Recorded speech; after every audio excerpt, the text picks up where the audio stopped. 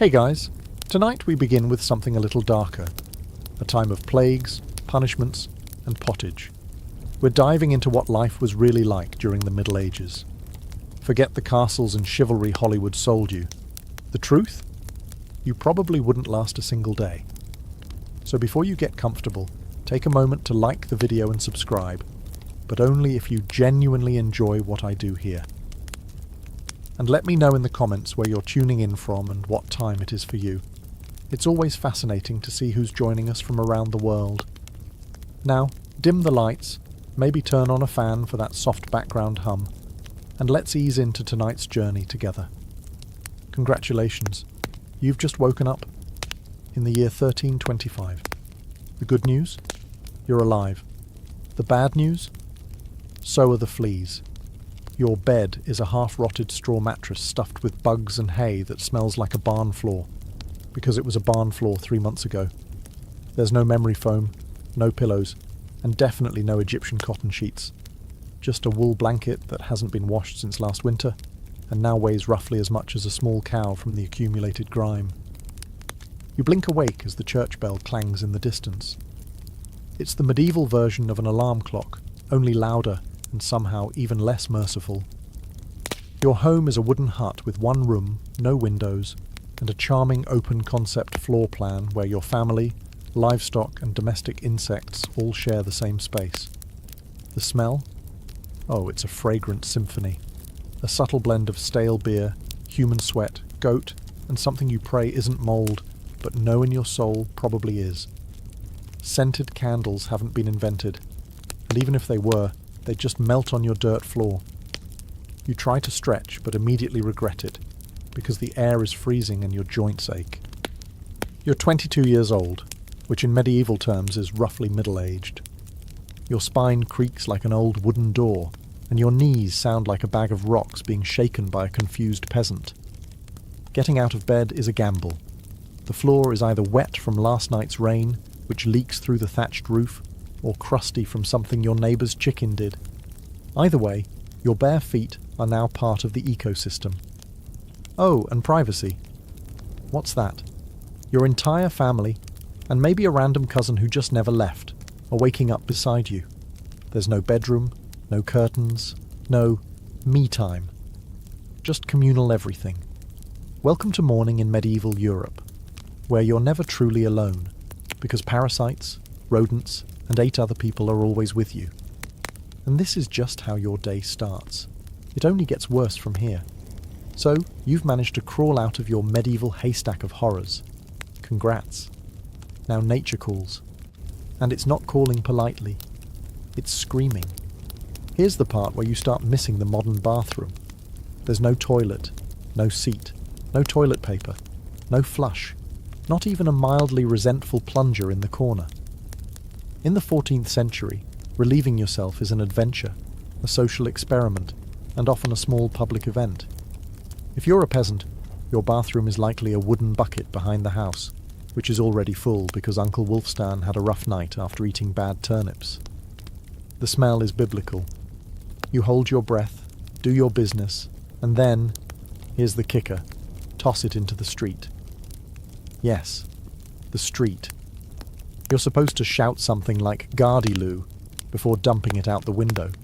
That's Old French for "watch out below," although frankly no one ever moves fast enough. Streets in medieval towns are open sewers, a charming river of human waste, animal droppings and mystery liquids you'd rather not examine. If you're lucky enough to live in a town with public latrines, congratulations. You get to sit shoulder to shoulder with strangers in an outhouse where privacy is a myth and ventilation is a cruel joke.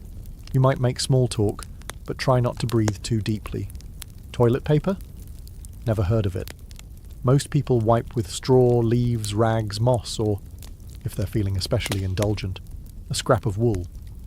Sometimes, nothing at all. Which might explain why handshakes weren't popular yet.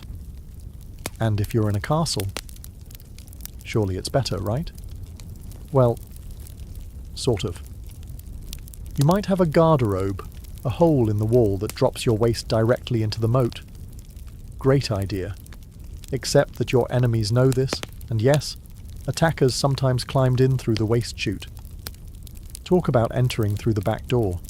So whether you're a farmer or a baron, medieval toileting is a humiliation ritual.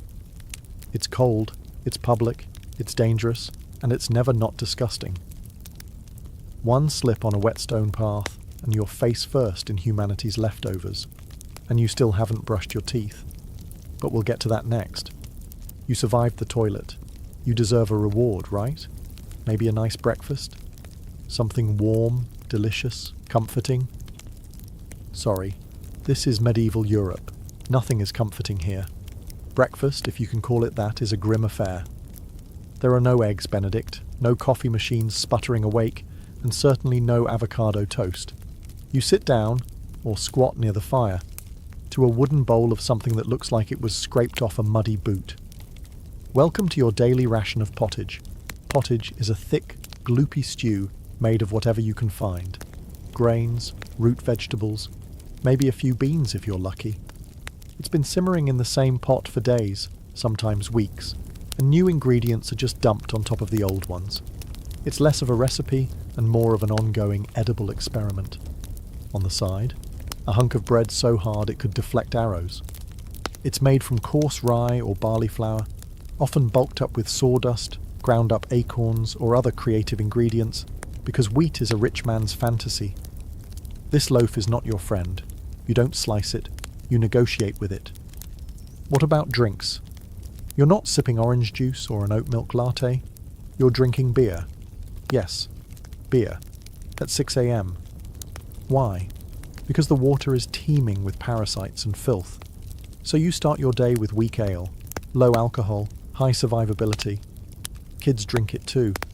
No one's happy about it, but at least it won't kill you. Immediately. Want some meat or cheese? Dream on. That's for Sundays and saints' feast days, and only if your lord is feeling generous. Most peasants don't eat meat more than a few times a year. As for fresh fruit, only when it's in season, and not already fermented into wine. And don't even think about spices unless you're royalty. A pinch of pepper costs more than your monthly wages. Salt is valuable enough to be locked away. So you chew your gritty bread, gulp your medieval beer, and try not to think about the rat that may have nibbled your porridge in the night. Breakfast doesn't energize you. It just happens to you. And now that you're properly underfed, it's time to work like your life depends on it. Because it absolutely does. So, you've eaten your sad medieval breakfast, and now it's time to get dressed. Not that it'll help.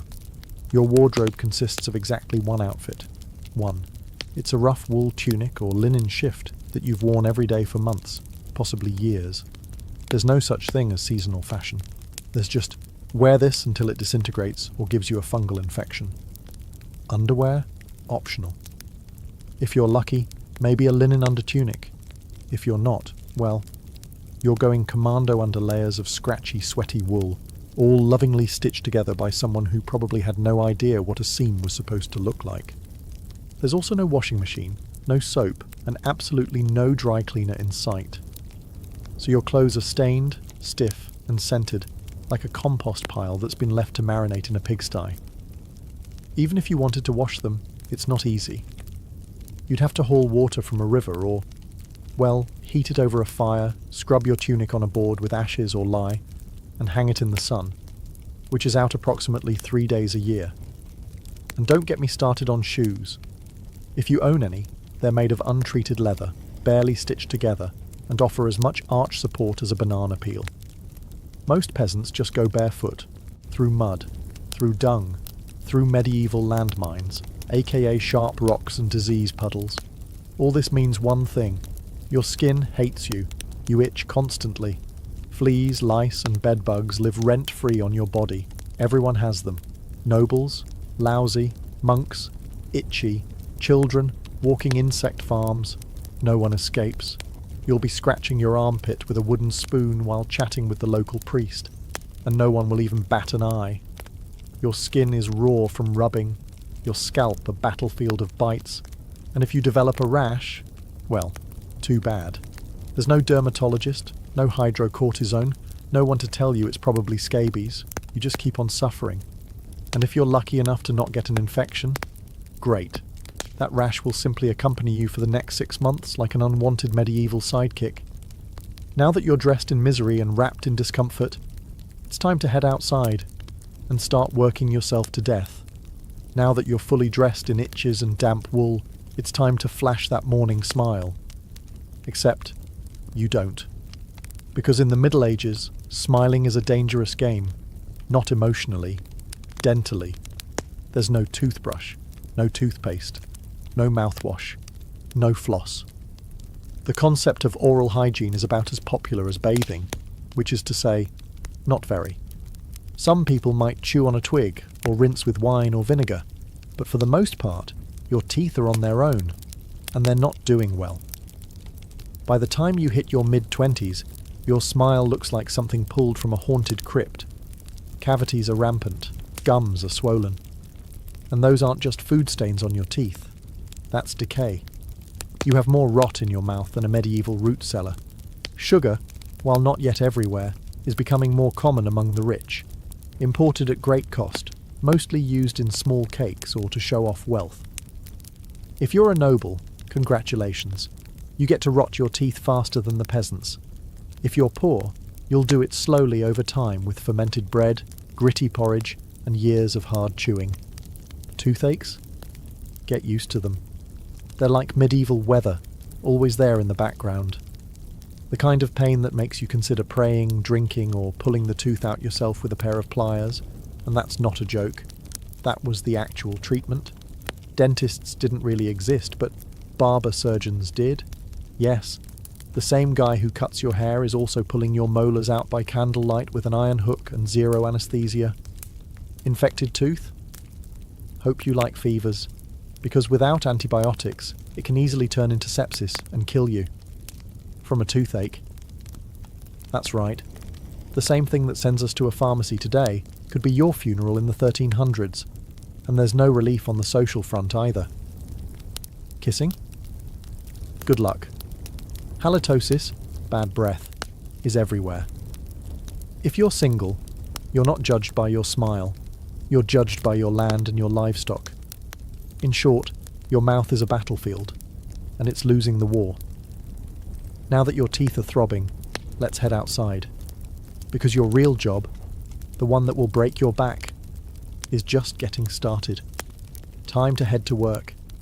Except there's no office, no desk, no coffee break, and no chance of promotion. Your job, if you're like 90% of the population, is simple. Don't die while labouring for someone else's comfort. You're a peasant. Congratulations. That means you work the land that belongs to a lord who probably doesn't remember your name. You rise with the sun and stop only when it disappears behind the trees. Your tools? A wooden hoe, a rusty sickle, and whatever bones are still intact in your body. There's no weekend. There's no clocking out. There's only sunrise to sunset, 6 days a week. Sunday is off, but only if you're not harvesting, fighting off raiders, or praying feverishly for your infected toe to stop turning black. The work is brutal. Fields are ploughed by hand or with oxen, if you're rich enough to afford one. You dig ditches, sow seeds, pull weeds, and carry water until your spine begins to resemble the letter S. No one cares if you're tired. No one's asking how your mental health is doing. If you're a woman, surprise. You don't just do fieldwork. You also care for children, clean, cook, spin wool, feed animals, and pretend your husband's lice infestation isn't slowly migrating to your side of the bed. Children? They start helping out around age 5. No school, no toys, just a tiny wooden rake and a dream of one day not dying of the flu. And if you're one of the few who isn't a farmer, maybe you're a blacksmith, a tanner, or a cooper. Great. You still work with fire, chemicals, or animal guts all day in poorly ventilated sheds. The pay? Basically survival. The perks? Occasional bleeding. Break a bone? Too bad. Get a fever, drink some warm beer and keep going. You can't afford to stop, not even for a day. Because if you don't work, you don't eat. And if you don't eat, well, medieval Europe has a solution for that. It's called being replaced. So you grip your shovel, ignore the blisters, and keep digging. Because in the Middle Ages, your job isn't a career, it's a slow-motion endurance test. Now that your back is on fire from labouring in the fields, let's talk about the weather. Because in the Middle Ages, temperature is less about seasons and more about ongoing punishment from the sky. Let's start with winter. There's no insulation, no central heating, and no weatherproofing. Just wooden walls with gaps you could throw a chicken through. Your windows? Covered with cloth, not glass. The fire in the hearth? Nice in theory, but you don't have enough firewood to keep it going because wood is expensive, and gathering it from the forest is sometimes illegal. Yes, you can be executed for picking up the wrong stick from the wrong forest. You bundle up in your one damp wool tunic, huddle near the dying embers, and still wake up with your nose frozen. Your feet, permanently cold, often damp. Your fingers, so stiff they feel like tiny medieval popsicles. Frostbite isn't diagnosed, it's just called bad luck. Now fast forward to summer. Sounds better, right? Wrong. In summer, your home turns into a clay oven. There's no fan, no cross breeze, and absolutely no deodorant. You sweat through your layers, but you can't remove them, because showing too much skin is scandalous. And also invites sunburn, insect bites, and social judgment. The flies are out in full force, attracted to your unwashed body, and the smell of last week's goat stew that's still fermenting in the corner. Mosquitoes buzz by your ear while you sleep, assuming you can sleep through the sound of your neighbours yelling and babies crying. In the fields, the sun bakes you. No sunblock, no hat, unless you've fashioned one out of straw like a desperate scarecrow. And the worst part, you still have to work. Heatstroke is just called taking a bad turn, so you're either shivering in your own hovel, wondering if your toes will make it to spring, or you're sweating through your only pair of socks while your thighs chafe into oblivion. And the one thing that never changes, no matter the season, your clothes still itch, your food is still terrible, and your next job, still waiting. Welcome to climate control, medieval style. There is none. Feeling thirsty? Need to freshen up? Want to splash a little water on your face to wake up from this damp fever dream of a life? Too bad. In medieval times, water isn't your friend. It's trying to murder you quietly. Let's start with drinking. The nearby stream looks fresh, bubbling and clear, like something out of a fantasy movie. But spoiler alert, it's not. Upstream, someone just dumped a chamber pot into it. And if not that, then a dead pig is probably decomposing in it. Parasites, bacteria, and the entire microbial army of medieval Europe are waiting in every sip. That's why people drank beer. Yes, beer, even children. But before you imagine medieval kids doing keg stands, understand that it was small beer, weak in alcohol, strong in survival. Brewing boiled the water, so it was safer than whatever flowed through the town ditch. Wine was another option. If you were rich enough to afford it, and unconcerned with functioning properly before noon. What about bathing? Surely water was used for cleaning. In theory, yes. In practice, absolutely not. See, back then, people believed bathing actually opened your pores and let the disease in. That's right. Washing yourself was considered medically risky. You were cleaner, apparently, if you never removed the protective layer of filth caked onto your skin. Communal bathhouses did exist, but they quickly gained reputations as places for gossip, scandal, and sometimes full-on medieval extracurriculars. So naturally, the church got involved and shut many down. Even if you did want to bathe, it was a full production. You'd need to fetch water from the well, boil it over a fire, fill a wooden tub that leaked, and then pray no one else in the house used it before you. Or worse, after. And rainwater? Collected in open barrels where birds poop, insects breed and moss thrives. Sounds refreshing, doesn't it? So whether it's going in your mouth, on your body, or onto your crops, water in the Middle Ages is less of a life source and more of a gamble. One wrong gulp, and you're spending your final days sweating in a straw bed, clutching your stomach, and contemplating all your life choices. Next time you sip tap water, raise a glass for our ancestors. They didn't have the luxury of hydration without hazard, so you drank the water, or maybe you didn't. Maybe you just stubbed your toe on a rock shaped like disappointment. Either way, you're sick. You need help. You need a doctor. Too bad you live in the Middle Ages where medicine is really just polite torture with a theology degree. Let's start with the diagnosis. Everything wrong with you, whether it's a cough, rash, broken bone, or the creeping plague, is caused by your humours being out of balance. The 4 humours were blood, phlegm, yellow bile, and black bile. According to medieval science, your health depends on keeping them balanced, like some sort of internal soup. Got a fever? Too much blood. The answer? Bloodletting. That's right. Let's drain your life force into a bowl using a dull blade or a hungry leech. And yes, barbers were often the ones doing it. Imagine getting a haircut and a hemoglobin extraction in one sitting.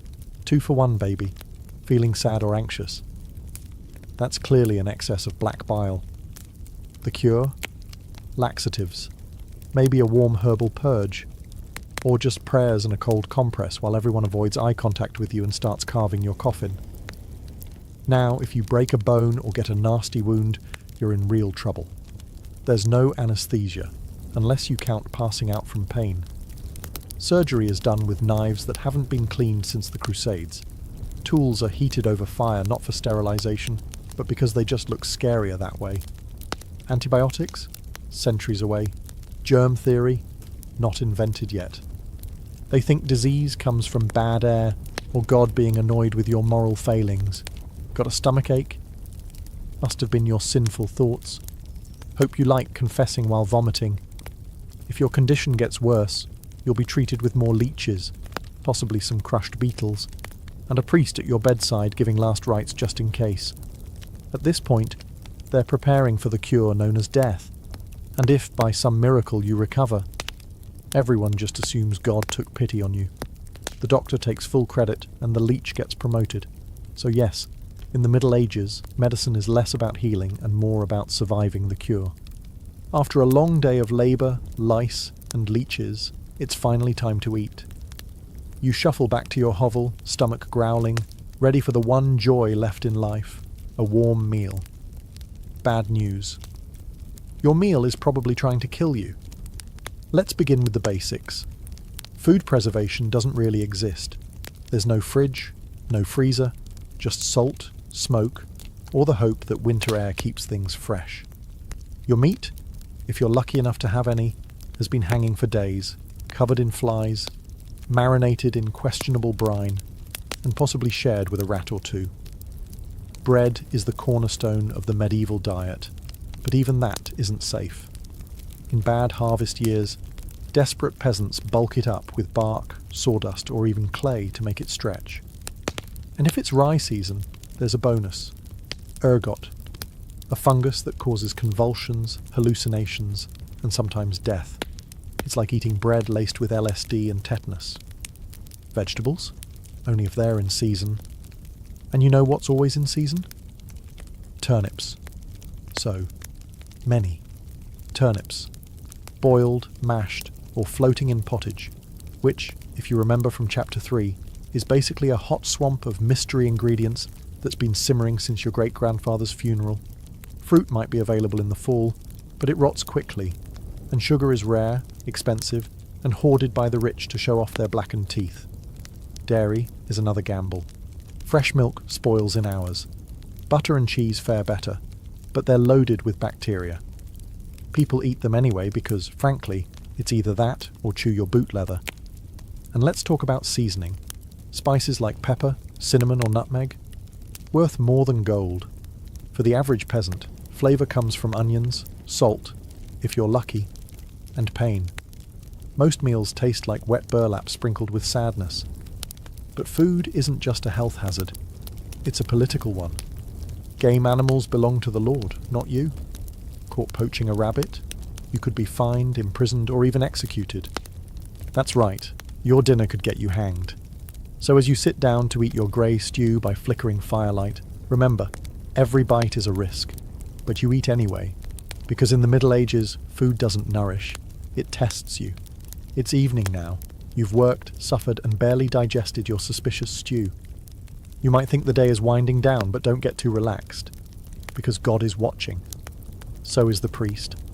And so is your neighbour Agnes, who will absolutely rat you out if you miss Mass. In medieval Europe, religion isn't just part of life, it is life. The church controls your calendar, your laws, your education, if you can read, your birth, marriage, death, and everything in between. Think of it as your spiritual landlord. And you're always behind on rent. Every day is structured around prayer bells. The town church bell rings in the morning, noon, and night. Not because people need reminders, but because missing prayer is a sin. Forget to bow? Sin. Eat meat on a Friday? Sin. Think about your neighbour's wife in that one dream? Double sin. And yes, hell is very real. Vividly real. Priests describe it in glorious detail. Rivers of fire, lakes of boiling blood, demons with pitchforks and eternal wailing. If the plague doesn't scare you, eternal damnation definitely will. You can't read the Bible yourself because it's written in Latin, a language reserved for monks, clergy, and that one noble kid who's too good for dirt. You rely on the church to interpret everything for you. That means if the priest says your crop failure is because you didn't pray hard enough, well, time to kneel harder. Tithes, 1/10 of everything you own, are mandatory. If you grow wheat, you give wheat. If you raise chickens, you give eggs. If you have nothing, congratulations. You're spiritually bankrupt and financially doomed. Holidays? They're holy days, dozens of them. And while they offer breaks from labour, they're not for fun. They're for attending Mass, fasting, confessing sins, and reminding yourself that joy is a dangerous indulgence. Questioning the church is dangerous. Heretics are burned, witches are drowned, blasphemers are flogged, and skeptics are quickly reformed. So you go through the motions. You chant, you bow, you pray that your soul, after enduring this dirt-covered life, might finally land in paradise, assuming the priest likes you. Because in the Middle Ages, God may be merciful. But the church? Not so much. If you thought being a medieval peasant was rough, try doing it as a woman. All the filth, famine and fear, plus childbirth, subservience, and social invisibility. In the Middle Ages, being a woman is like being on hard mode, with no health potions and no restart button. From birth, a girl's life path is pretty much locked in. Marry young, bear children, serve your husband, die tired. Education? Not likely. Unless you're from a noble family and sent to a convent, your intellectual development stops around the time you learn how to churn butter and patch a tunic. Marriage happens early. Really early. It's not weird to be betrothed at 12 and pregnant by 14. It's not about love. It's about land, livestock, and alliances. Your opinion? Not required. Once married, you're basically your husband's property. Your job is to produce heirs, feed everyone, keep the house running, and not complain. Because complaining might get you branded a nag, or worse, a witch. That label comes with a complimentary drowning or burning, depending on local fashion. Childbirth is a death lottery. There's no prenatal care, no sterile tools, no anesthesia. Midwives do their best, but even minor complications can mean death for the mother, the child, or both. Some women survive 10 pregnancies. Many don't survive 2, but don't worry. Once the baby is out, your work increases. Now you have a screaming infant in a lice-ridden hut, and you're expected to nurse, cook, clean, and still help in the fields. You don't get a break. You are the break, for everyone else. If you're unmarried, you're suspicious. If you're widowed, vulnerable. If you're outspoken, dangerous. Women who didn't conform were often accused of witchcraft, especially if they had herbal knowledge, a strong personality, or just looked at someone funny on a rainy Tuesday. Even in the church, your role is limited. Nuns lived under strict rules. No speaking without permission. No freedom of movement. and your spiritual worth, always ranked below men. In short, if you're a woman in the Middle Ages, you're expected to endure, obey, reproduce and suffer in silence, ideally while smiling. Because even in a time of universal suffering, women were somehow expected to suffer gracefully. So far, you've battled filth, starvation, social injustice, and possibly a goat. But just when you think your day can't get any worse, here comes violence, loud, bloody, and often completely acceptable by medieval standards. Let's be clear, the Middle Ages were not peaceful. The idea of law and order mostly meant, hope the local lord isn't in a bad mood. Violence is everywhere. In the home, in the streets, on the battlefield, in church disputes, and sometimes in line at the communal bread oven. Crime is common, punishment is brutal, and justice is more performance art than protection. Steal a loaf of bread, you could lose a hand. Accused of lying, your tongue might get pierced. Gossip too much? Meet the scold's bridle, a metal mask strapped to your head with a bar in your mouth. For correction, of course, let's say you're accused of something serious. Heresy, theft, witchcraft. How do you prove your innocence? By being tortured, obviously. Welcome to trial by ordeal. One version, you stick your hand in boiling water to retrieve a stone. If it heals without infection in 3 days, you're innocent. If not, you're guilty. Another option, you're tossed into a river. If you sink, you're innocent, and probably dead. If you float, you're guilty, and will be punished anyway. It's like a medieval game show where the prize is survival and the host is actively rooting against you. And if you're sentenced to death, that's a public event. Executions are performed in front of cheering crowds. Hangings, beheadings, burnings. Sometimes people bring snacks. It's the medieval equivalent of cable TV. Domestic violence, completely normal. Husbands were allowed, even expected, to discipline their wives and children. Street fights, commonplace. You could be beaten just for looking the wrong way at a noble's horse. And war, always simmering. Local feuds, territorial disputes, religious crusades. Someone's always marching off to stab someone else in the name of honour, God, or boredom. Violence isn't a breakdown of society in the Middle Ages. It is society. Everyone lives with the constant knowledge that life is fragile, justice is arbitrary, and your neighbour might bash your head in over a pig. So, walk carefully, keep your eyes down, and never trust anyone with a club. At this point, you've made it through the lice, the leeches, the laundryless misery, and the looming threat of public disembowelment. But now comes the final chapter of most medieval lives, an early and unglamorous death. If you're alive and still breathing past the age of 40, you're practically a celebrity. You might even be referred to as the Old One, which is less of a nickname and more of a statistical miracle. Let's break it down. The average life expectancy hovers around 30-40 years, but that number is dragged down heavily by infant mortality. Nearly half of all children died before reaching age 5. Disease, malnutrition, or one bad winter was all it took. No vaccines, no antibiotics, no hope. If you survived childhood, you entered adulthood already exhausted. Work began as soon as you could walk upright, and by 25, your joints creaked like a monastery door. You might be missing several teeth, a finger, and most of your original optimism.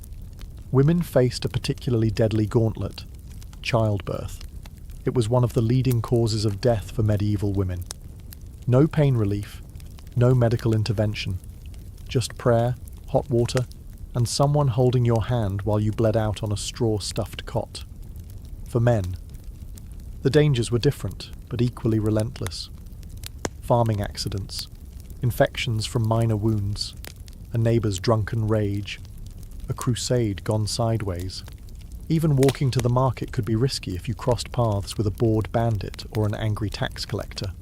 Death could also come quietly, from the plague, which turned cities into cemeteries overnight, or from famine, which could last entire seasons, thinning out entire villages, or from bad luck, like eating spoiled grain and spending your final hours hallucinating and screaming at the walls.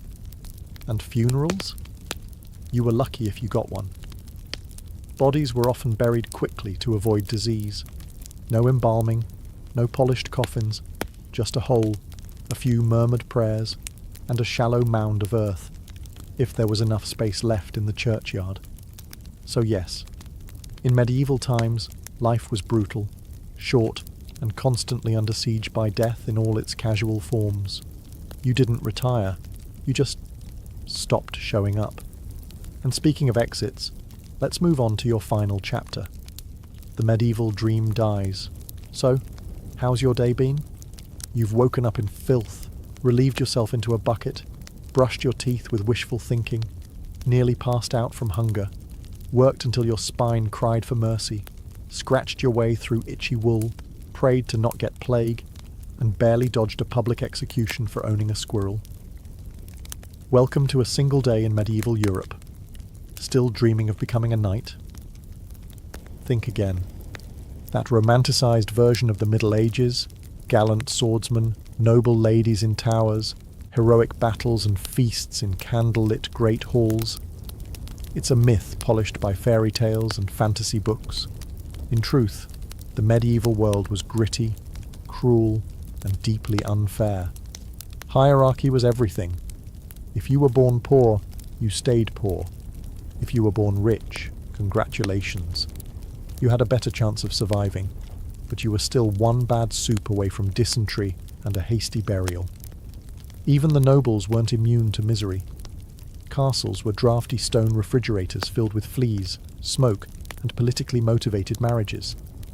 Sure, you had a fur cloak and a goblet of wine, but also a 50% chance of dying in a skirmish or from an infected splinter. Not exactly luxury.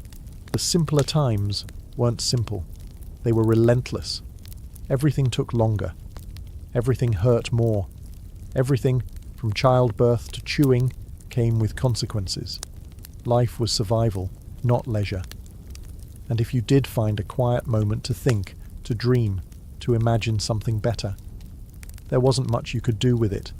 No upward mobility, no modern medicine, no internet to Google, what's this weird rash?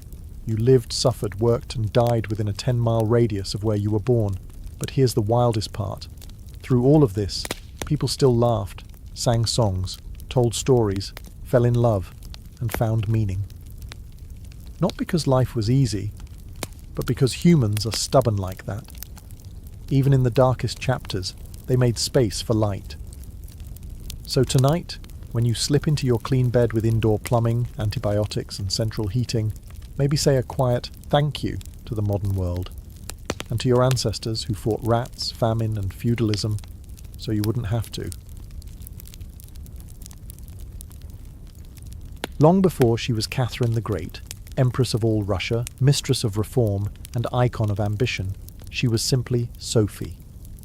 Born Sophie Friederike Augusta von Anhalt-Zerbst in 1729, she was the daughter of a relatively obscure German princely family. Her tiny duchy in Pomerania offered little in terms of power, but Sophie herself. She had something no title could provide: razor-sharp intelligence, relentless charm, and a quiet, burning hunger for greatness. Her upbringing was strict. Her mother, Johanna, was cold and calculating, not a warm, nurturing figure, but a social climber obsessed with status. Sophie's father, a Prussian officer, was more distant than disciplinary. From a young age, Sophie learned to walk the fine line between obedience and cunning. She read voraciously, spoke multiple languages, and learned how to observe a room before speaking in it, skills that would soon become survival tools in one of Europe's most brutal courts. When the Russian Empress Elizabeth Petrovna began searching for a wife for her heir, Grand Duke Peter, she looked beyond Russia's borders. Peter himself was of German descent, and Empress Elizabeth believed a foreign bride, pliable and grateful, would be easier to control. Sophie fit the bill perfectly. Noble blood, Lutheran faith, which she'd be forced to abandon, and a reputation for both grace and humility. At just 14 years old, Sophie was summoned to Russia. She arrived in the freezing capital of St. Petersburg in 1744, wearing thin German fabrics and a diplomatic smile. Her mother pushed her forward like a chess piece. Sophie, however, had her own game in mind. To become acceptable in Russian society, she converted to Orthodoxy, taking the name Ekaterina Alexeyevna, Catherine. The ceremony was public, symbolic, and life-altering. She wasn't just changing religions, she was burning the bridge behind her, stepping into a foreign empire with no way back. No one watching that quiet teenage girl in a fur-trimmed coat could have predicted what would come next. Betrayal, revolution, enlightenment, and empire. But from the moment Sophie stepped foot in the Russian court, she stopped being a pawn and began planning how to become a queen. Catherine's marriage to Grand Duke Peter was meant to secure her place in Russian royalty, but from the very beginning, it felt more like a cage than a crown. Peter, heir to the Russian throne, was not the dashing prince of fairy tales. Awkward, immature, and obsessed with toy soldiers, he was far more interested in playing war games in his chambers than governing an empire, or showing affection to his new wife. Some accounts even suggest he refused to consummate the marriage for years. He idolized Frederick the Great of Prussia and resented the Russian court that had adopted him. In contrast, Catherine embraced Russia with a fierce determination. She learned the language, studied its history, and memorized Orthodox rituals. She wanted to belong. Peter wanted to escape. This mismatch wasn't just emotional, it was political. The Russian court was a viper's nest of gossip, paranoia, and brutal power games. Empress Elizabeth still ruled with absolute authority, but her health was in decline. Everyone knew a transition was coming, and everyone had an agenda. Catherine was watched constantly. Her letters were read, her friendships monitored, and her every move scrutinized. She couldn't trust her husband, her mother, who was still whispering in her ear on behalf of foreign interests, or even her servants. In this world, alliances could turn into accusations overnight. But Catherine was no fool. She learned to play the court's games quietly, cultivating allies in the shadows.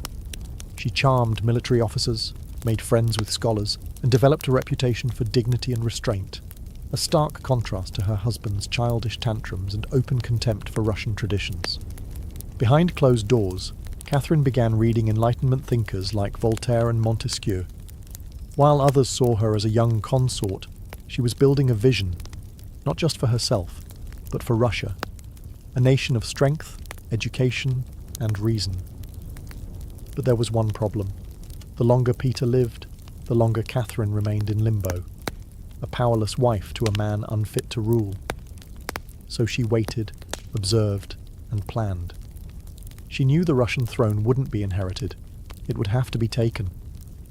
In 1762, after nearly 2 decades of waiting, watching, and quietly manoeuvring, Catherine saw her moment and seized it with breathtaking precision. Empress Elizabeth had died, and Peter, now Peter III, was finally Tsar. But his reign began unravelling almost immediately. In just a few short months, Peter alienated the church, offended the nobility, insulted the army, and lavished praise on Prussia, Russia's longtime enemy. He reversed key policies, humiliated the clergy, and talked openly about divorcing Catherine to marry his mistress. The court, already wary of his erratic behaviour, turned cold. The army, filled with generals loyal to Catherine, grumbled in corridors. Even ordinary Russians, devout and patriotic, saw Peter as a foreign puppet who mocked their traditions. Catherine, watching all of this unfold, made her move. In July of that same year, while Peter was away at his summer palace, Catherine launched a bloodless coup d'etat. Supported by key military officers, including her lover Grigory Orlov and his influential brothers, she rode through St. Petersburg in full regalia, was proclaimed Empress Catherine II, and won the allegiance of the powerful Imperial Guard. Peter, caught off guard and without allies, surrendered within days. He was taken into custody, and shortly after, found dead under mysterious circumstances. Officially, it was reported as a hemorrhoidal colic. Unofficially, it was murder.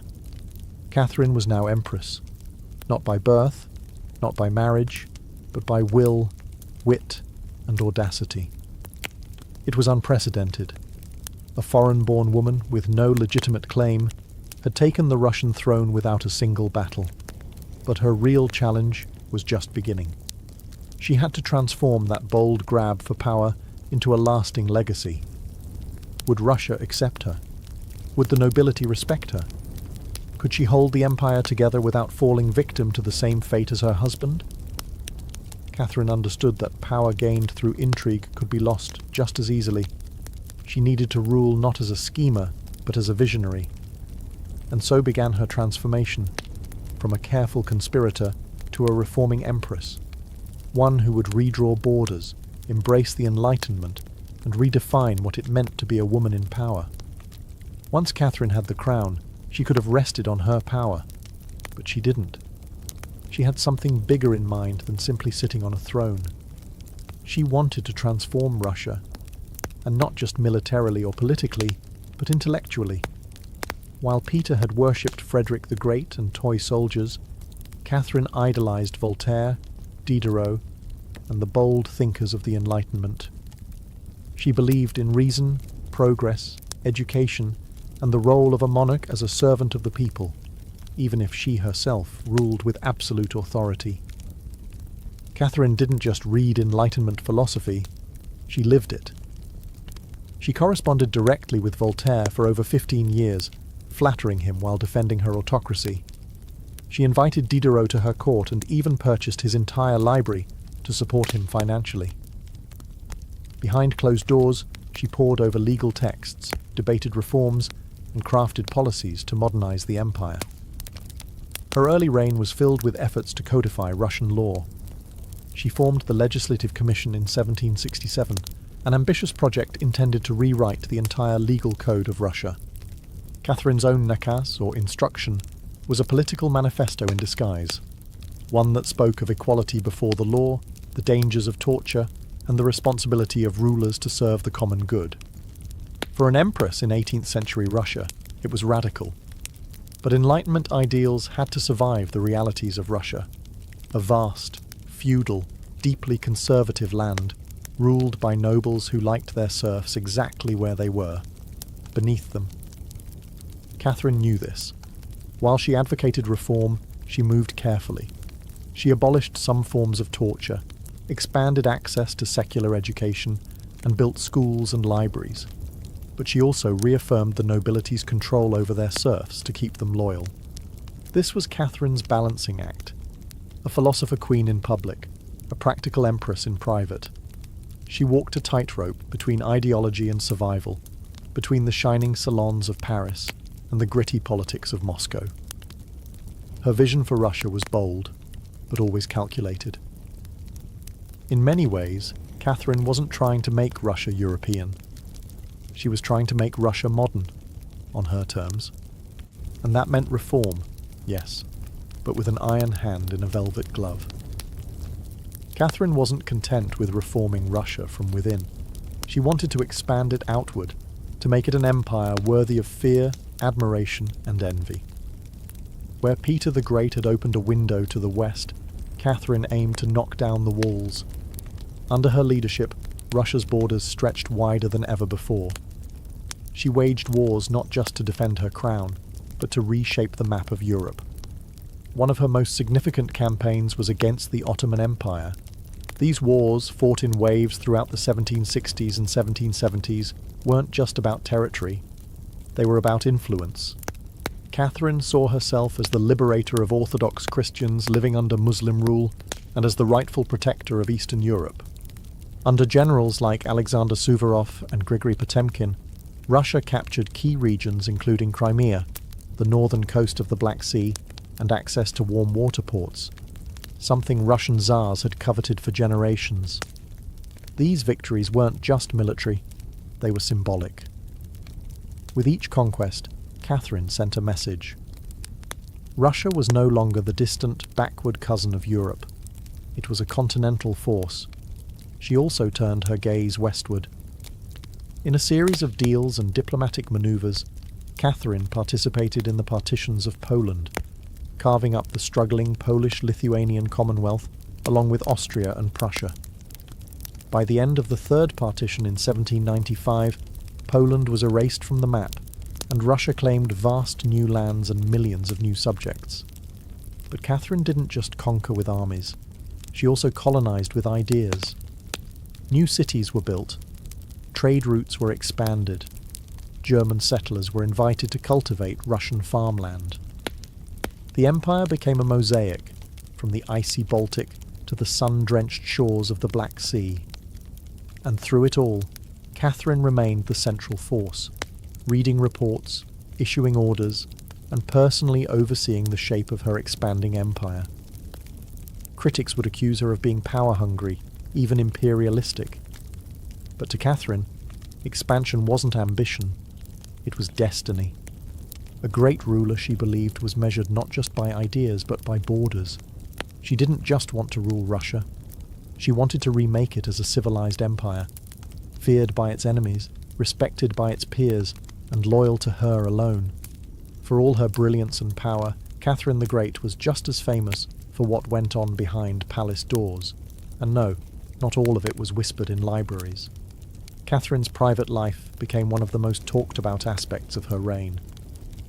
She had lovers, not just one or two, but a carefully curated parade of them, many decades younger, often handsome, and sometimes politically influential. She didn't hide them. In fact, she often rewarded them with titles, estates, and pensions, if they behaved well. If not, they were quietly dismissed, sometimes with a polite thank you and a promotion. Among the most important of these lovers was Grigory Potemkin, a man as brilliant as he was bold. Their relationship blurred the lines between romance, politics, and partnership. Some historians believe they may have even married in secret. Together, they shaped military campaigns, colonization projects, and the transformation of southern Russia. Potemkin wasn't just a lover, he was her co-ruler in many ways. Still, Europe couldn't look past the scandal. Gossip swirled.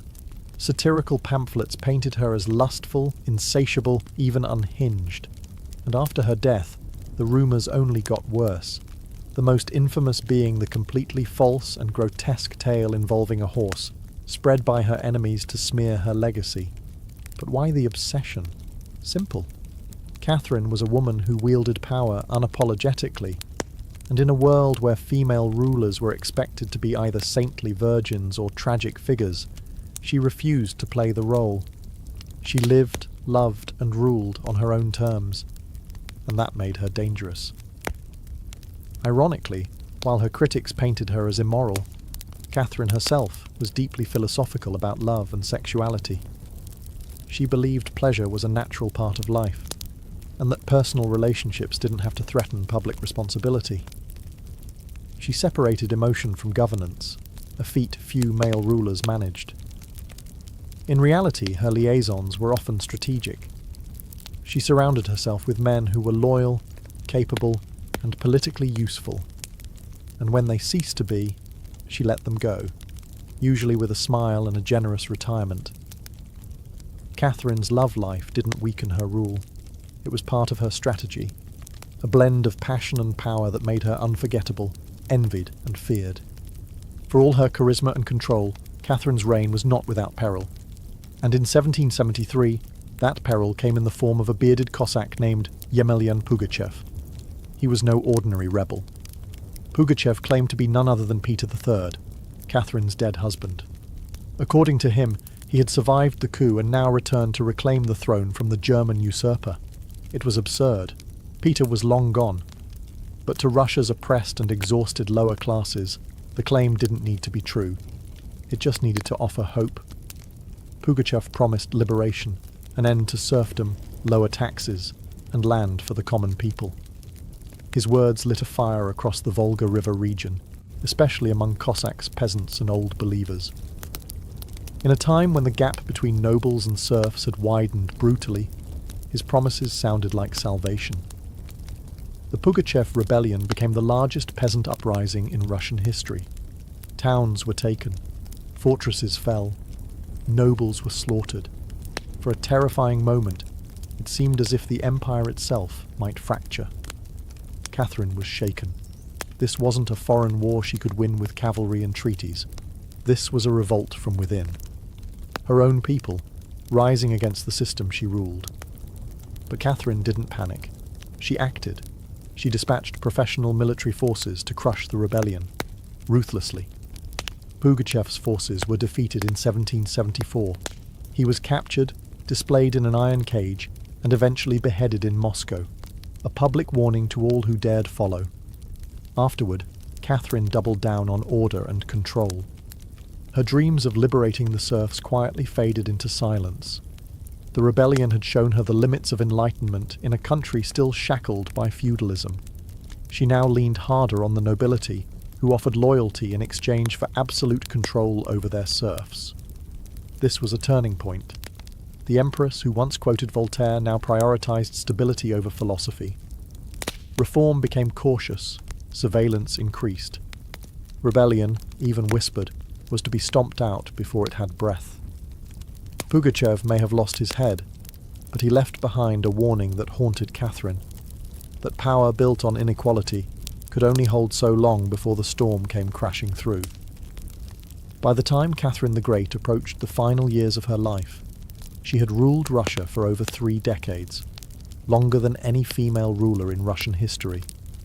From the moment she seized power, she had defied expectations, reshaped her empire, and redefined what a woman and a monarch could be. Under Catherine's reign, Russia became a true European powerhouse. Its territory expanded by over 200,000 square miles, swallowing Crimea, parts of Poland, and stretches of the Black Sea coast. These weren't just military wins, they were strategic pivots, securing warm water ports and reshaping trade.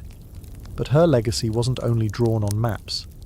Catherine left a cultural mark as well. She helped found the Hermitage Museum, amassed one of the greatest art collections in Europe, and corresponded with the greatest minds of the Enlightenment.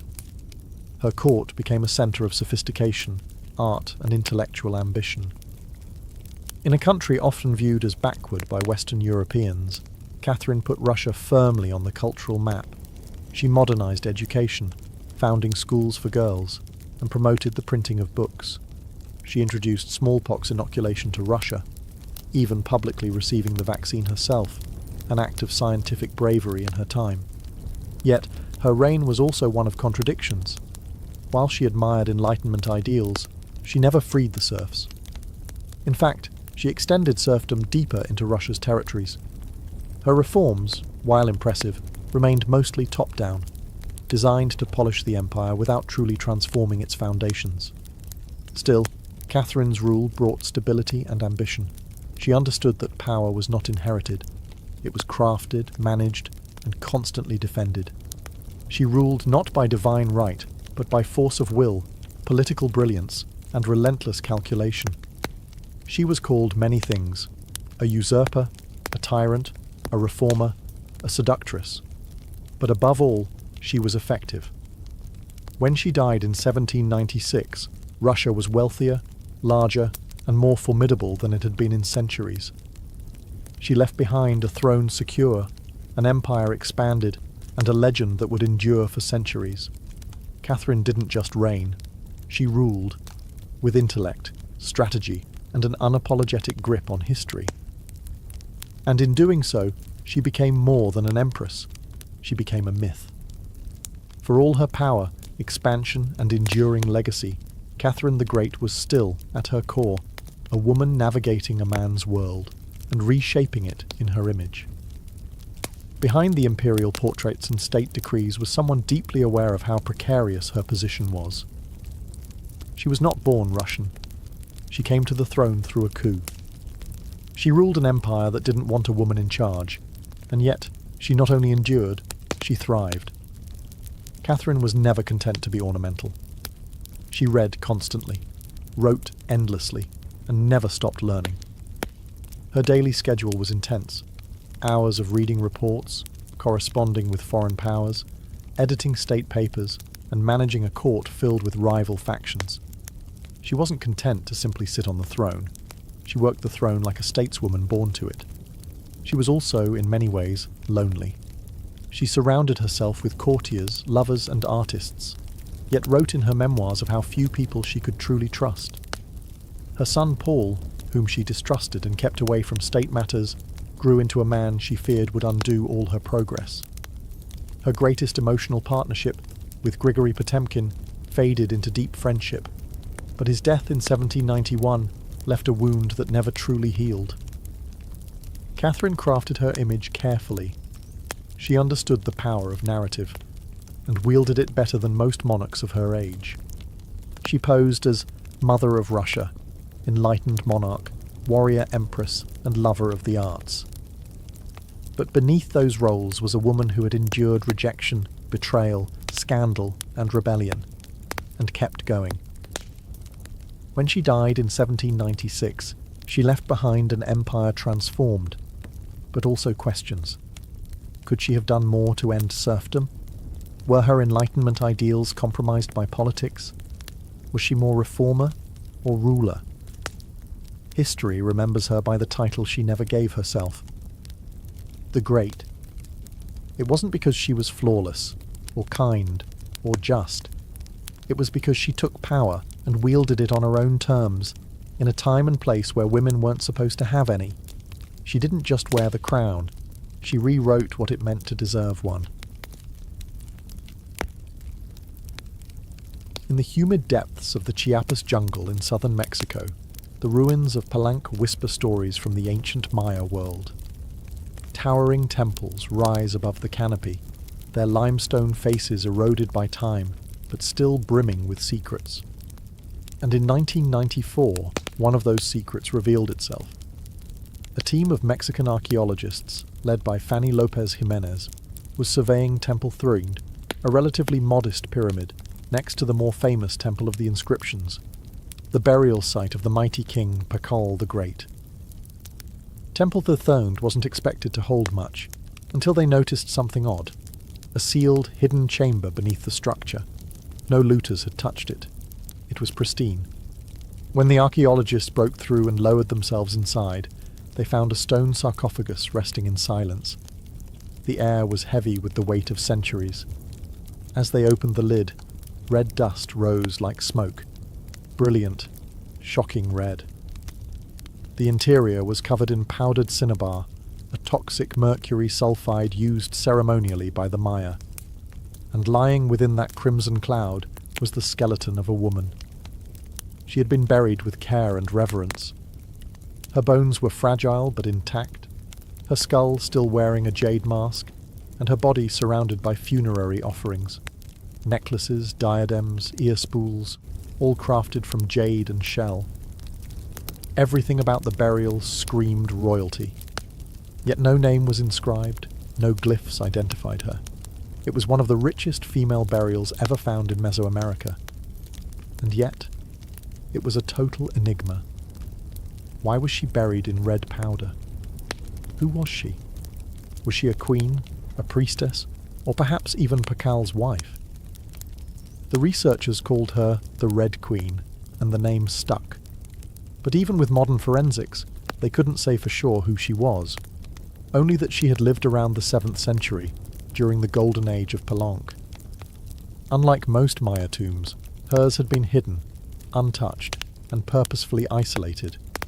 Her burial wasn't just ceremonial, it was spiritual. This woman wasn't meant to be remembered with words.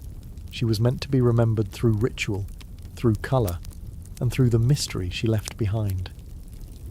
The most haunting feature of the Red Queen's tomb wasn't her jade jewellery, or the silence of the sealed chamber. It was the red dust. A thick layer of powdered cinnabar covered everything: the sarcophagus, the walls, her bones, even the offerings around her. It clung like blood to stone. To the Maya, this was no accident. Cinnabar, made from crushed mercury sulfide, was one of the most sacred and dangerous substances in the ancient world.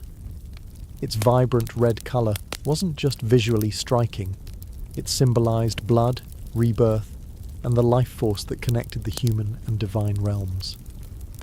Red was sacred. It was the color of sunrise, of sacrifice, of life emerging from death.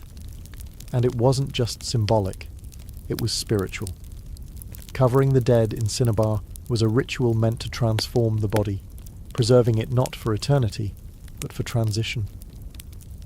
In Maya belief, death wasn't the end. It was a passage, a crossing into another cosmic layer. And so the Red Queen, whoever she was being prepared not just for burial, but for deification. But there's another layer to this. Cinnabar is toxic. Repeated exposure can lead to mercury poisoning, tremors, hallucinations, even death. The Maya likely didn't understand the chemistry, but they felt its potency. It was volatile, powerful, dangerous. To bathe a corpse in it was to declare, this person was no ordinary mortal. In Palenque, very few were buried with cinnabar. Pakal the Great, the mighty king whose pyramid dominates the site, was one. His body, like hers, was also saturated in the red powder. That detail alone drew speculation. Was the Red Queen his wife? His mother? Or someone of equal divine status? Her skull had been placed on a layer of jaguar skin, another sacred symbol. Around her, bone needles, obsidian blades, and miniature jade figurines hinted at rituals performed either during her life or in her honor at death. Every part of her burial told a story without words, a story of power cloaked in secrecy, a woman prepared to cross into the underworld, not in silence, but in ceremony, drenched in the color of sacrifice. Surrounding the Red Queen's crimson-drenched remains was a world of silence, broken only by the gleam of jade, shell, and obsidian. These were not mere ornaments. They were offerings, each one carefully chosen to accompany her on the journey to the Maya afterlife, the Xibalba. At her sides were jade necklaces, heavy and cold, their polished surfaces still radiant after 300 years underground. Jade was not just beautiful, it was sacred. The Maya considered it a symbol of eternal life. It represented the green of maize, the vitality of the jungle, and the breath of the gods. Only the elite were buried with jade. For the Red Queen, it covered her chest, wrists, and ears, a clear sign that in life she wielded influence, perhaps even divine favour. One of the most haunting objects was the jade funerary mask, placed delicately over her face. Unlike the golden death masks of Egypt, this one was subtle, constructed from dozens of tiny mosaic tiles, arranged to mimic the contours of her skull. The mask served a ritual function, to protect the soul, to preserve identity, and to present her as divine in the eyes of the gods. Scattered near her bones were bone needles, obsidian blades, and shell artifacts. These could have been tools of ritual or symbols of her status, as priestess, healer, or royal matriarch. One bone pin was engraved, faint but purposeful, a small echo of her voice lost to time. At her feet and along the edges of the tomb were ceramic vessels, still sealed, likely once filled with offerings, food, drink, or incense to sustain her spirit beyond death. The Maya believed the afterlife was a journey, dangerous, layered, filled with challenges. These items weren't luxuries, they were necessities. To modernize, the tomb feels intimate, not overloaded, but intentional. There was no gold, no chariots, no pomp, just items chosen with spiritual weight. It was a map for the soul. Through these treasures, we glimpse how the Maya understood death, not as finality, but as a transition of power. The Red Queen wasn't buried to be forgotten. She was being prepared to ascend. For all the grandeur of her tomb, the Red Queen left behind one haunting void. No name. No inscriptions adorned her sarcophagus. No glyphs on the walls identified her. She was clearly someone powerful. But who? From the moment her tomb was opened, scholars began trying to connect the dots. The most compelling theory? That the Red Queen was Tsakbu Ajau, the wife of Kinich Janab Pakal, known today as Pakal the Great, the most famous ruler of Palenque. Tsakbu Ajau was more than just Pakal's consort. She was born into nobility and married into Palank's royal dynasty at a young age. She bore at least 3 sons, all of whom held high status, and she played a key ceremonial role during her husband's reign. If anyone could be buried with such honour, it was her. Supporting this theory was the tomb's location, just a few feet away from Pakal's own grand burial in Temple of the Inscriptions. The proximity suggests a deliberate pairing, husband and wife, rulers even in death. And then there's the cinnabar. Only 2 burials in Palank were found with such intense cinnabar coverage, Pakal and the Red Queen. It's unlikely this was coincidence. But here's where the mystery deepens. DNA tests were conducted on both sets of remains in hopes of confirming the connection. But the results? Inconclusive. The woman's bones showed no direct maternal link to Pakal, but that didn't rule out a spousal relationship. After all, marriage does not require shared blood. Some have argued she could have been Sak Kuk, Pakal's powerful mother, who ruled Palank before he came of age. Others suggest she may have been a high priestess, or a sister, or a royal ancestor whose name has simply been lost to history's erosion. Still, the evidence points most strongly to Tsakbu Ajau, a queen by title, a mother of kings, and a spiritual counterpart to Pakal. The lack of a name may not be an oversight. It may have been intentional. In Maya cosmology, the soul lived on not through monuments, but through ritual, symbol, and the whispers of the earth. And so the Red Queen remains suspended between legend and truth. A woman who ruled, remembered not in stone, but in scarlet and silence. To understand the Red Queen, we must understand the world she came from, a world where Maya women, especially royal ones, held more influence than many realize. In Maya civilization, politics was often a family affair. Royal women weren't merely passive consorts. They were diplomats, priestesses, and power brokers. They conducted rituals, sponsored temples, and played crucial roles in maintaining dynastic legitimacy. Their bloodlines were political capital, used to forge alliances and secure claims to the throne.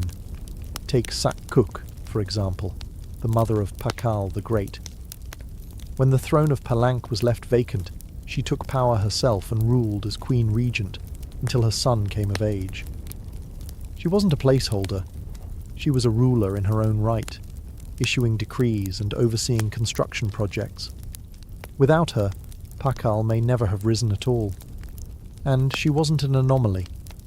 Across the Maya world, in places like Yaxchilan, Naranjo, and Calakmul, inscriptions show women performing major ceremonies, engaging in warfare diplomacy, and sometimes ruling outright. They were often portrayed in stelae and murals, dressed in elaborate headdresses and regalia, standing beside kings as equals, or sometimes above them.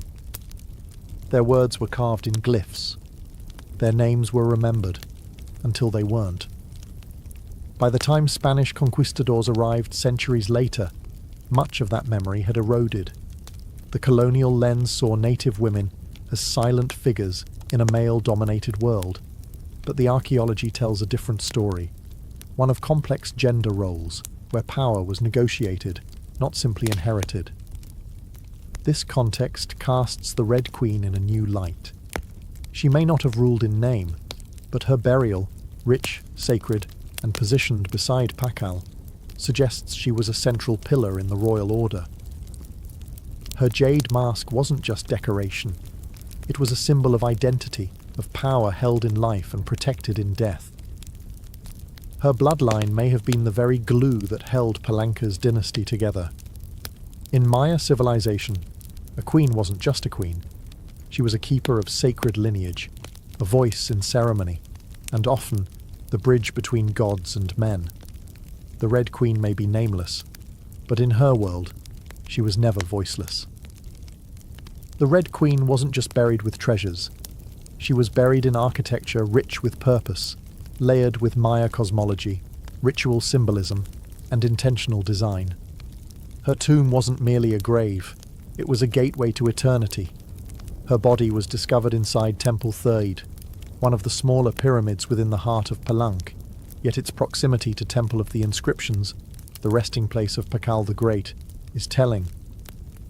These temples weren't built randomly. Their positioning was sacred, guided by astrology, myth, and dynastic legacy. Temple the Thirthiid rises modestly compared to its grand neighbour, but it hides something even more intimate. A sealed crypt, untouched by looters, perfectly preserved. It was constructed deep within the temple's core, accessible only by a steep, narrow staircase. The descent into her tomb feels almost symbolic, a ritual journey downward, into the underworld. The chamber itself is stark, made of cut stone, sealed tightly for over 300 years. No glyphs or murals cover the walls, no ornate carvings tell her story. But perhaps that silence is intentional. This was a space not for the living to interpret, but for the dead to transform. At the centre, her sarcophagus sits like an altar. Crafted from limestone, it echoes the grand stone coffin of Pakal next door. While Pakal's lid is famously engraved with scenes of cosmic rebirth, the Red Queen's tomb is more subdued. The focus is inward, on the body, on the cinnabar, on the ritual of death itself, and yet there are subtle architectural cues that hint at meaning. The tomb is aligned east to west, a symbolic path mirroring the sun's journey from life to death. The chamber is small, but powerful. It feels deliberate, personal, a sacred enclosure for someone revered. Maya temples were cosmological tools, bridges between the heavens, the earth, and the underworld. To be buried in one was to be elevated beyond the human realm. The Red Queen's eternal home wasn't an afterthought. It was a carefully constructed shrine, a place where death became transformation. Her bones rest in stone, her essence in cinnabar, and her legacy in the architecture itself. A temple that speaks without words, telling us she mattered. To the ancient Maya, death wasn't the end. It was a threshold, a sacred passage into the underworld, known as Xibalba. And for someone like the Red Queen, this crossing was not only spiritual, it was political, cosmological, and deeply ritualized. Burial rituals were carefully choreographed events, rooted in myth and meant to guide the soul through the treacherous layers of the underworld. Maya texts and iconography tell us that Xibalba was no peaceful afterlife. It was a maze of darkness, rivers of blood, trials, and gods of death. Only those properly buried, ritually prepared, and spiritually equipped could make the journey successfully. The Red Queen was buried wrapped in cinnabar, encased in stone, and surrounded by offerings, all signs of an elite burial. But there's more. The presence of bone needles and obsidian blades in her tomb hint at auto-sacrifice rituals, possibly symbolic tools representing rites she had performed in life, or that were reenacted at her burial to empower her spirit. Her funerary mask, carefully assembled from jade tiles, was not simply decorative. It may have served as a spiritual vessel, preserving her face and identity as she journeyed into the afterlife. In Maya belief, the face was a mirror of the soul, and the soul needed to be recognized by the gods. The ceramic vessels surrounding her may have once held chocolate, maize, water, or even pulque, to nourish her in the next world. Other items, like stingray spines or shell trumpets, could have represented spiritual tools, calls to the gods, or tokens of ritual communication. Burial wasn't just a goodbye. It was a transformation. The Maya believed in cycles, death as seed, burial as planting, and the afterlife as rebirth. Kings and queens were often seen as earthly incarnations of gods, and in death they returned to those divine origins. The Red Queen, covered in the colour of blood, entombed in a pyramid and honoured with offerings, was being prepared for rebirth, not as a mortal, but as a being tied to the sacred order of the cosmos. Her burial wasn't the end of her story, it was the beginning of her legend. Just a few steps away from the Red Queen's final resting place, lies one of the most iconic tombs in Mesoamerica, that of Kinich Janab Pakal, known simply as Pakal the Great. His burial inside the Grand Temple of the Inscriptions is celebrated for its artistry, scale, and deeply spiritual symbolism. But what makes the Red Queen's tomb so extraordinary is not only what was inside, it's where it was found. Her sarcophagus was hidden within Temple Threed, directly adjacent to Pakal's monument. In a city like Palenque, where every temple was carefully positioned to reflect cosmic principles, this closeness was no coincidence. It was intentional, a statement etched in stone. Many scholars believe the Red Queen was Tzakbu Ajao, Pakal's queen and trusted consort. While her tomb lacks inscriptions, the similarities between their burials are striking. Both wrapped in cinnabar, both entombed in pyramids, both buried with jade, and both treated with extreme reverence. These rituals mirror each other, as if two halves of a sacred narrative. Pakal's lid famously depicts him falling into the underworld tree, a cosmic scene of death and rebirth. The Red Queen's simpler tomb contains no such iconography, but the symbolism lies in the pairing itself. If Pakal represented the sun, journeying through the underworld at night to rise again, then the Red Queen may have represented the moon, the feminine force that follows its own mysterious path in the sky. Together, they embodied a cosmic duality, masculine and feminine, king and queen, sun and moon, order and ritual. In Maya mythology, rulership was not singular, it was relational. Harmony in the cosmos required balance, and that balance extended into the dynastic court. By placing the Red Queen beside Pakal, the Maya were preserving not just a marriage, but a cosmic partnership. Their proximity in death may have mirrored their roles in life, a queen not behind, but beside her king, sharing not just a throne, but a legacy. In their tombs, they speak without words. Two souls, wrapped in cinnabar and stone, joined across eternity, one of history's most sacred silences. Though her name was lost to time, the Red Queen of Palenque endures, not as a forgotten relic, but as one of the most enigmatic and powerful women of the ancient world. Her tomb, sealed for over 1,300 years, now whispers across centuries, inviting questions that echo louder with every discovery. She represents a mystery that still resists full understanding. We may never know exactly who she was. No glyph carved her name. No stela told her story. And yet, the care in her burial, the richness of her offerings, the symbolism of her crimson-drenched bones, all speak of a woman profoundly important. Not merely as a wife or consort, but as someone who held real influence, spiritual weight, and royal blood. Today, the Red Queen forces us to re-evaluate assumptions. She's a reminder that in the ancient Maya world, women were not silent.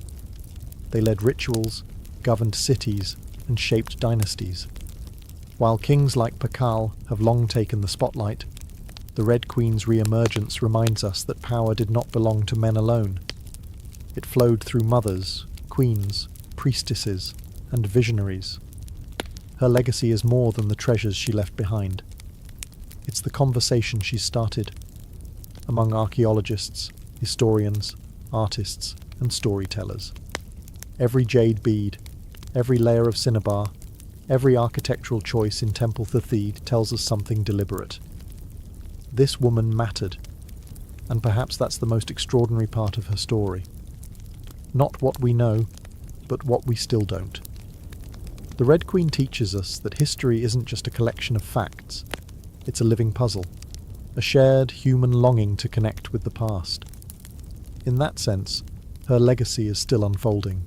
She lies wrapped in red, the colour of life and sacrifice, of blood and rebirth. Her face, once hidden behind a jade mask, now stares back at us through science, art, and wonder. She remains nameless, but not voiceless. Mysterious, but not forgotten. The Red Queen may have ruled a kingdom in life, but in death, she rules something greater, our imagination. Her tomb was sealed in stone. Her story was written in silence. And still, somehow, she speaks. Frida Kahlo was born on July 6, 1907, in the vibrant district of Coyoacán, then a village on the outskirts of Mexico City. Her childhood home, the Casa Azul, the Blue House, was filled with colour, contradiction, and quiet strength. It would later become a sanctuary, a battleground, and a museum to one of the most iconic artists of the 20th century. Frida was the third of 4 daughters born to Guillermo Kahlo, a German-Hungarian photographer, and Matilde Calderón, a devout Catholic of indigenous and Spanish descent. Her parents were opposites: Guillermo, reserved and intellectual; Matilde, religious and emotionally distant. Frida would inherit her father's introspection and artistic eye, but also her mother's fierce resilience. As a child, Frida was imaginative, outspoken, and bold. She read voraciously and asked questions most adults didn't want to answer. But at the age of 6, she contracted polio, which left her right leg thinner and weaker than the other. A physical difference she tried to mask with long skirts, but never allowed to limit her spirit. The illness left her bedridden for months and isolated from other children. During this time, she grew close to her father, who encouraged her to exercise, ride bicycles, and stay mentally sharp. Unlike most girls of her time, Frida didn't aspire to become a wife or a homemaker. Her goal? To become a doctor. She enrolled in the prestigious National Preparatory School in Mexico City at age 15, one of only a handful of girls accepted. There, she stood out not just for her intelligence, but for her rebellious wit, radical thinking, and unique sense of style. She joined a group of young intellectuals known as the Cachuchas, who debated philosophy, literature, and politics. Frida was drawn to revolution, to ideas that challenged tradition.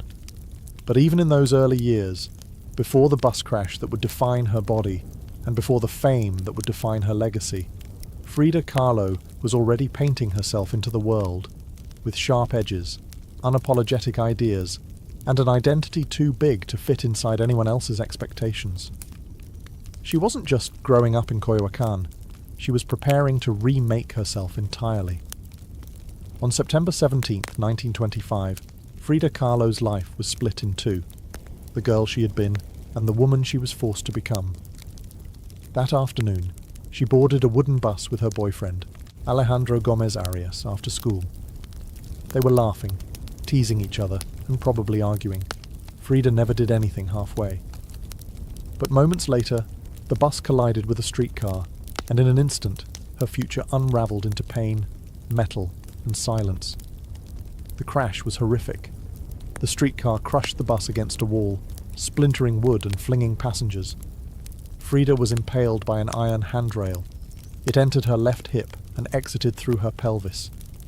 Her spinal column fractured in 3 places. Her right leg shattered, her foot dislocated. Her collarbone and ribs broke. Her shoulder was dislocated. Her abdomen was pierced. She was just 18 years old. A man covered her with a borrowed overcoat.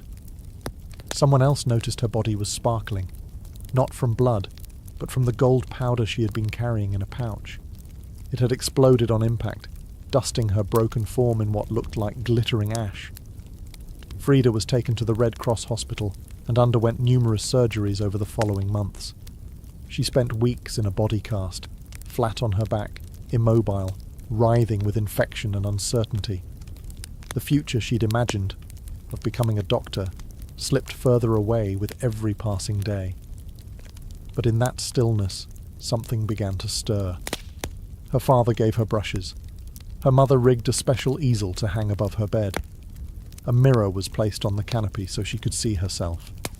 And there, lying in plaster and agony, Frida began to paint, first out of boredom, then out of obsession.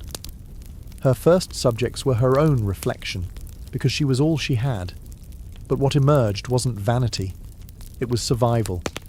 The crash had broken her physically, but it had also opened a door into her own mind, her own body, and eventually into the surreal language of pain and identity that would define her art.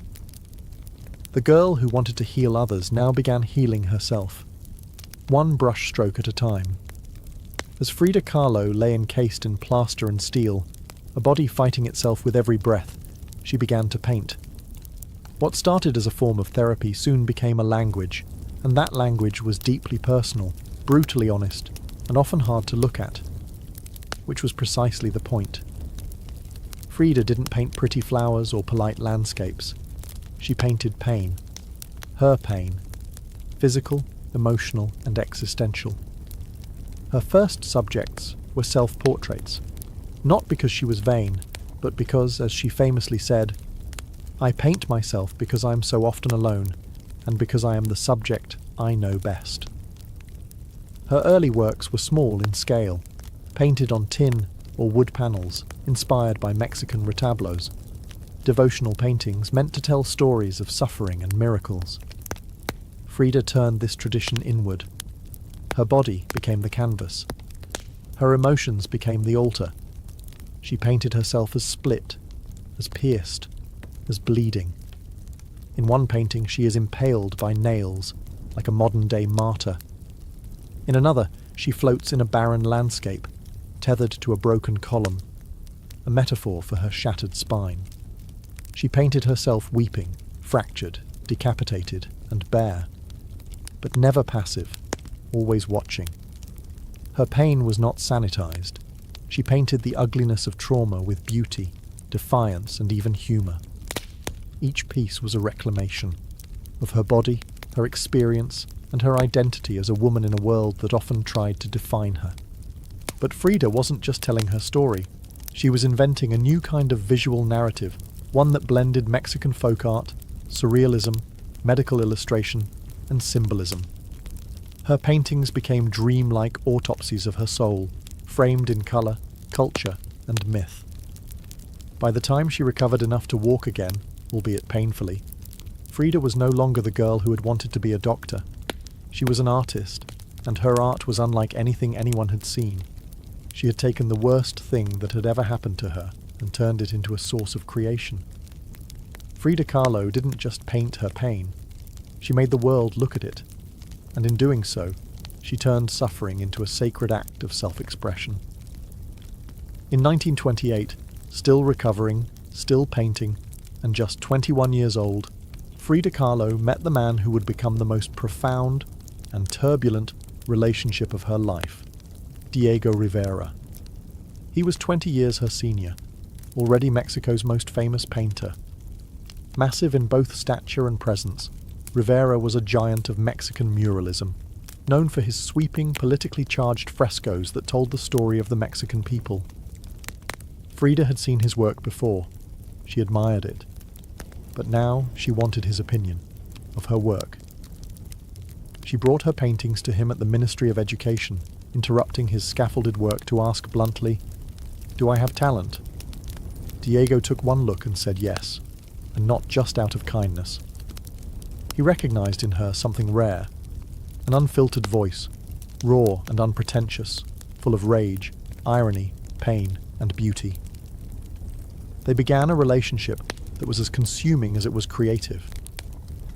Frida once said, "I suffered 2 accidents in my life, one in which a streetcar knocked me down, the other was Diego." They married in 1929, an odd pairing to outsiders. Diego, massive, unfaithful, politically famous. Frida, sharp-tongued, fiercely independent, already walking with a cane. Her parents called it a marriage between an elephant and a dove. Their bond was passionate, but chaotic. Diego supported her art and encouraged her growth as a painter, but he was also endlessly unfaithful, even with Frida's own sister, Cristina.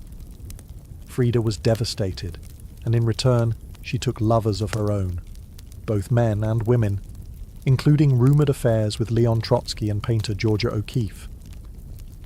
They divorced in 1939, then remarried a year later with different terms. This time, Frida would keep her autonomy, her home, her money, her name.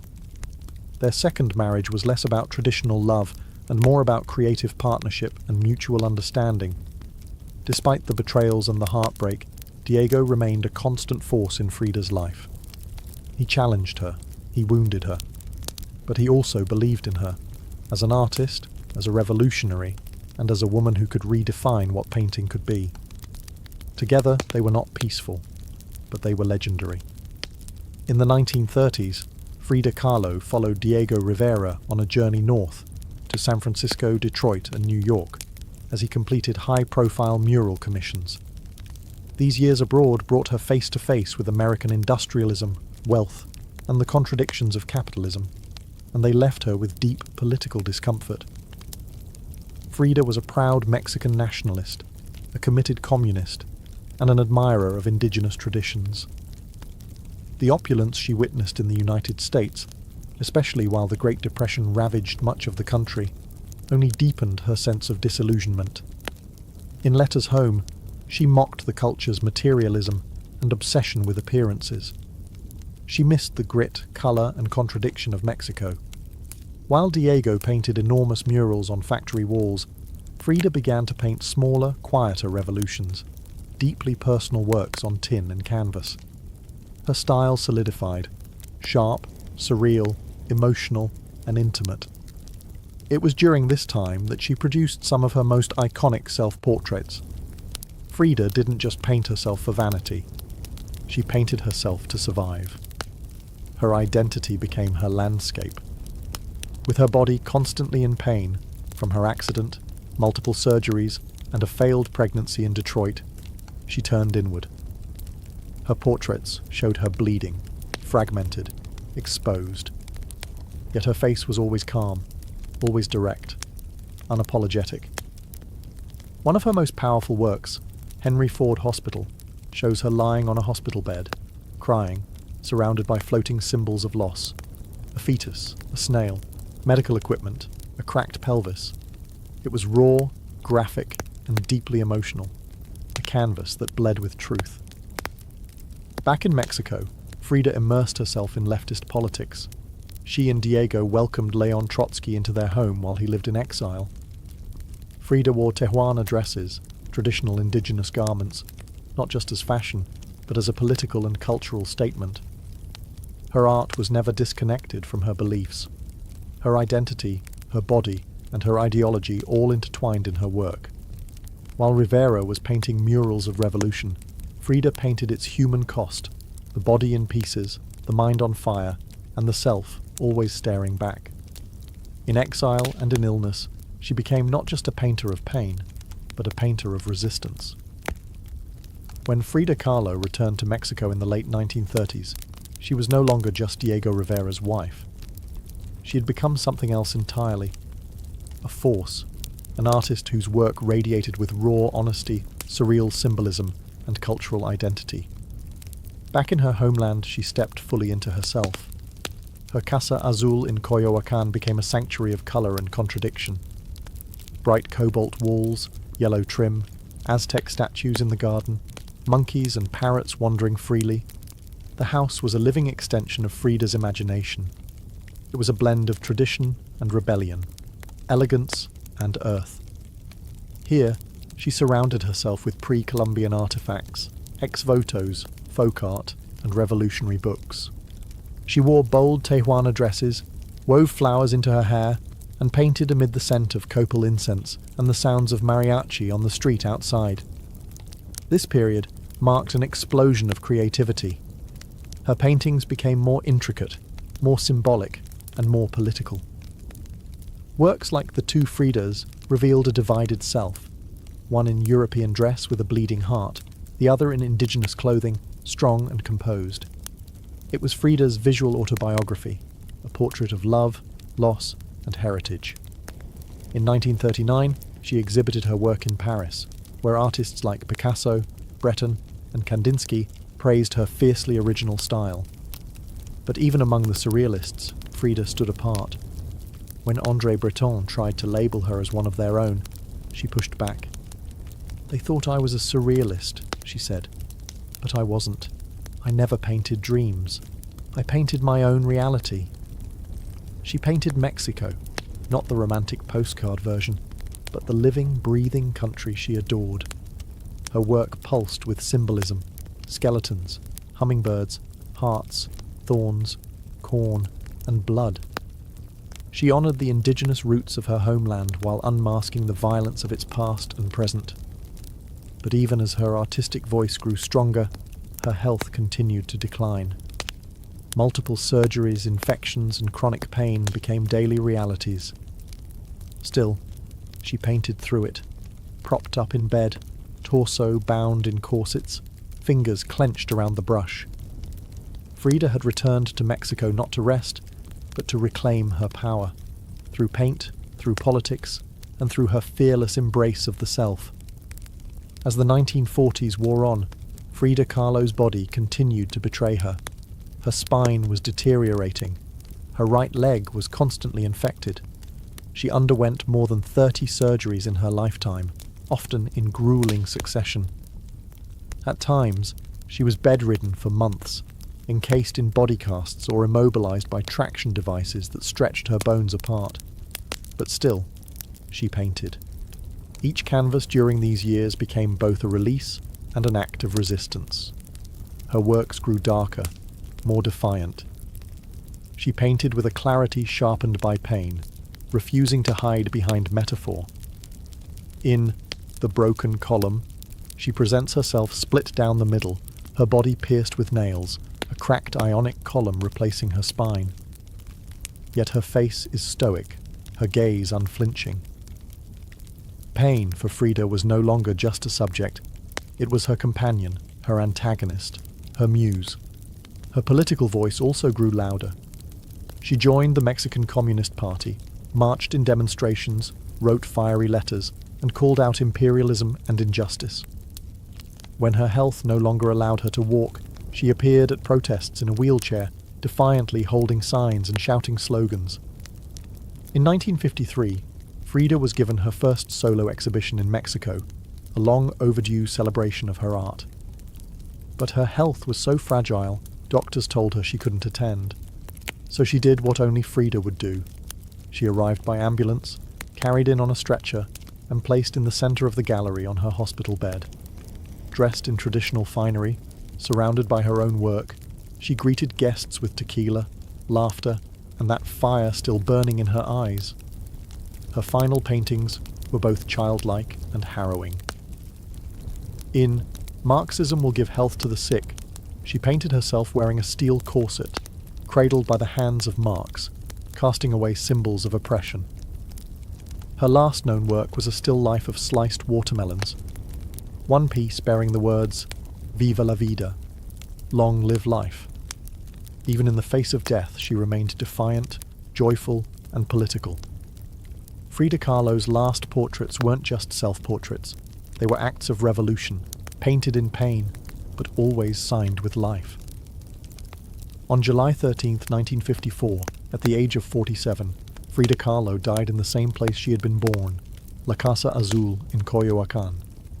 The official cause was listed as a pulmonary embolism, but those closest to her whispered of something deeper. She had been ill, yes, but also exhausted. By pain, by surgeries, by the long war with her own body. Just days before, she had attended a political protest against the CIA-led coup in Guatemala. Weak and wheelchair-bound, she insisted on going, her clenched fist raised in the air. Revolution remained her final heartbeat. Her last diary entry was brief but piercing. "I hope the exit is joyful, and I hope never to return." Frida's funeral was held at the Palacio de Bellas Artes, Mexico's most prestigious cultural institution. Her body, draped in the red flag of the Mexican Communist Party, was watched over by friends, family, artists, and revolutionaries. Diego Rivera was inconsolable. He called her the greatest love of his life, even as his betrayals had nearly broken her.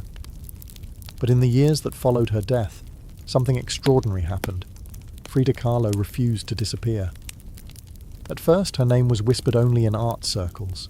Her works weren't easy to categorize, too political for surrealists, too surreal for traditionalists.